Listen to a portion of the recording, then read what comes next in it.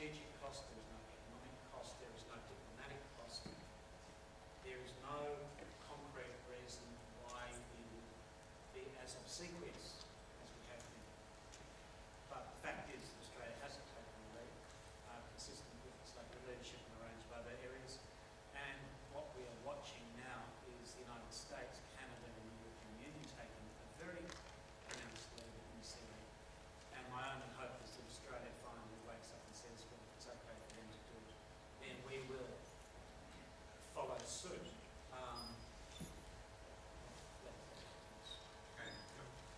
Yeah, my question relates to the media and the conflict in Sri Lanka.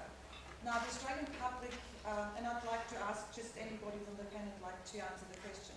The Australian public has got a right to hear facts and find out the truth, what happens in various conflicts.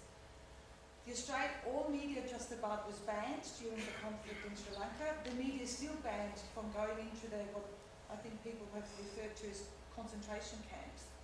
There was very, very, very little outcry in the Australian mainstream media about the fact that journalists had no right to enter any of the conflict zones or even now the concentration camps. And the question for me would be, Australia having one of the highest concentration of media ownership, why has the mainstream media so utterly betrayed its public, but also completely betrayed the tenants, so to speak? Because the truth, or bits of the truth, has been starting to come out very slowly. What, in your opinion, is the motivation of the mainstream media not to actually fulfill its task, which should be to report the truth and facts?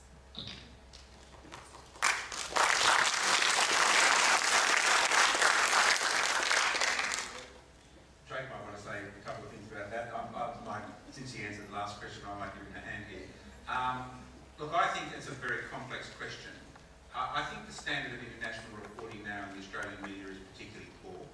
I think the failure of the newspaper business model has meant that newspapers particularly have been cutting costs with their overseas correspondence. I think they have correspondence, they have a number of lead correspondents in a number of key places, and Sri Lanka is not one of those places. So I think there's a dearth of information. I really do draw parallels myself between the coverage of the Israeli-Palestinian conflict and the coverage of Sri Lanka. They really stand out for me where the media has taken a side. And there's no apparent reason. I mean, it's clear in terms of the Israeli conflict there is a strong domestic constituency here in terms of Jewish refugees, particularly from the Holocaust and their subsequent descendants and so on. Precisely why they take the same line with respect to Sri Lanka isn't clear to me, but it was quite stark. I remember particularly, for example, Matt Wade, who I taught actually, and he came to journalism. He did a postgraduate degree in journalism at UTS, where I then was, and he came from a background of working in aid agencies. So he was somebody who was particularly well informed. He's currently the Indian correspondent for the Fairfax papers, The Age, the Sydney Morning Herald. And he did one piece in particular. I mean, I thought his coverage of the Sri Lankan conflict at that time was very poor. I was very surprised. And he did one piece in particular when arguments were already starting to emerge in the international media about the abuses, the particular abuses with respect to bombing and so on. And he just ignored that. So I know Matt, next time I see him I'm going to ask him about that. But it was particularly stark, I thought. I don't know, Jake, if you've got any thoughts or David? Couple of observations which may shed a bit of light on the whole. I mean, I think there is, or there has been over recent months, a fair degree of frustration on the part of a lot of journalists here about the sheer difficulty of gaining any meaningful access to the situation on the ground, for one, and also about the kind of ongoing awareness that perhaps insufficient attention was paid to this situation as it unfolded. And quite a number of journalists pounced on the opportunity, therefore, to revisit some of these issues when the Sri Lankan government expelled James Elder from the country, who was the head of UNICEF. The reason why he was a story for the media here is because he's an Australian. So there are conventions, news conventions, which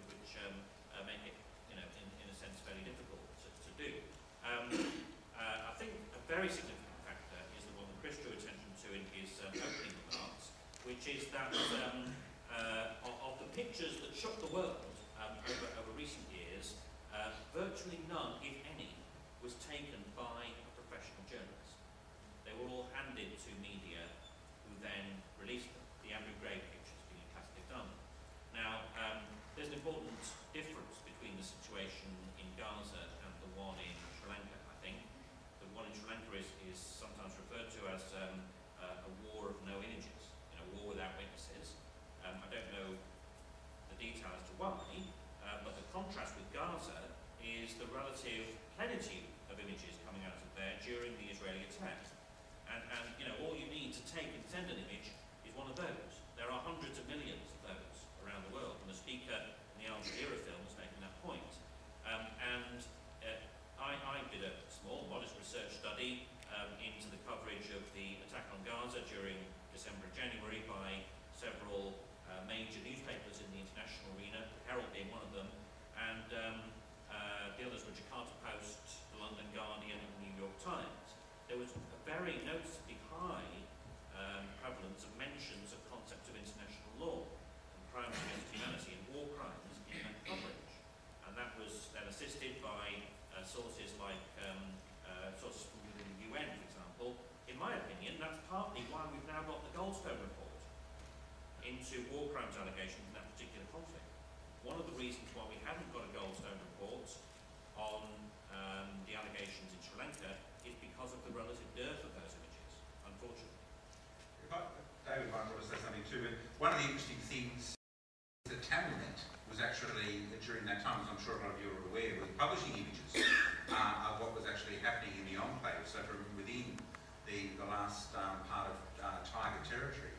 And the Western media just resolutely refused to pick up those images, so they were quite prepared to quote UN officials and so on, expressing concern about humanitarian issues, but they would not pick up those images. And the contrast there with, for example, the image of Neda Soldan, the young woman in Iran who was shot and died, and that was filmed by a passing person, and who became a hero to the Western media, very similar to the young woman in Vietnam, the young girl running away from the Napalm bombings. So Neda Soldan's death has become an image of what's been happening in Iran, and that's precisely what didn't happen with the lots of images that were available coming out of Tamil Nadu territory. So I think it's an instance of profound prejudice.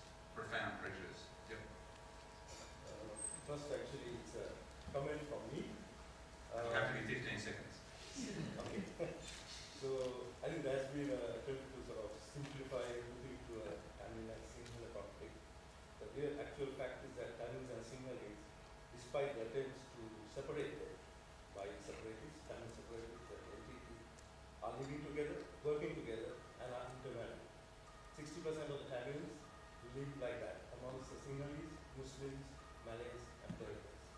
And coming to my question, which actually applies to Damien and Jay, they both talk about ethnic cleansing in the resettlement process. Now, Damien specifically speaks to 250,000. Actually, it's 163,000 now, and it's reducing. And as far as the resettlement is concerned, it's not only Tamil IDPs who are being resettled, Tamils, Muslims, and Sinhalese. And they're going back to their original home. It's very mischievous.